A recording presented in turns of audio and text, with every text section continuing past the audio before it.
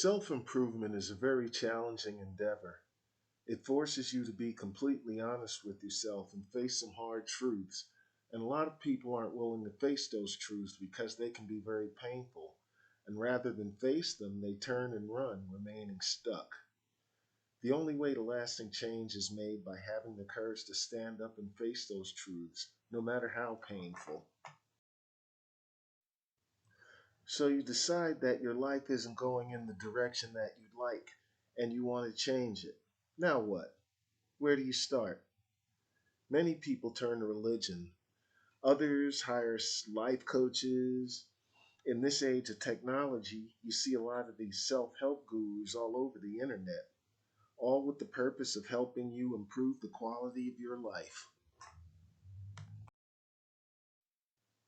It's about finding whatever works for you. I've read books by Tony Robbins, Les Brown, Wayne Dyer, and even T.D. Jakes, and I was able to take something away from each of them. But I've gained the most from studying Stoicism.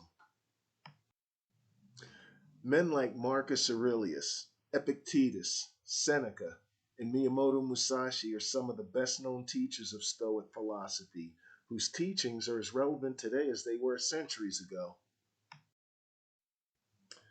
Here are 5 Stoic principles that I use in my everyday life. Number 1, accept everything the way that it is. When going through a particularly difficult time or suffering a setback, it's best to just accept the fact that whatever it is that the issue is has already happened. You have to move on. You don't blow it off. It means that you just need to detach yourself emotionally, because when you make decisions based on emotion, it clouds your judgment, and more times than not will lead to the wrong decision being made. Never make a decision based on emotion. Number 2, be detached from desire. So many people attach themselves to their desires. The desire for a new car, a bigger house, more money, whatever. But when those desires are met, the happiness is only fleeting. Sometimes it doesn't bring happiness at all. It isn't wrong to want things, but happiness shouldn't depend on them.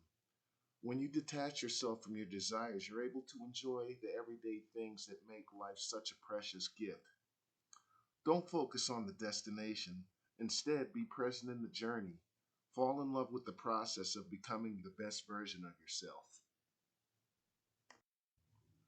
Number 3, say yes to what matters. When you say yes to something, you make a conscious decision to invest time and energy. Seneca noted that it's not that we don't have enough time, but that we wasted a lot of it. This principle challenges us to be more selective with our commitments. Too many of us commit to things out of habit, and most of the time, those commitments are of little or no benefit to our personal growth. Important questions to ask yourself before committing to something are: how does this align with my core values? And what will I gain from this? Commit to things that foster your personal growth. Number 4, embracing your fate. The concept of amor fati is another Stoic principle that I incorporate into everyday life. Amor fati means to love your fate.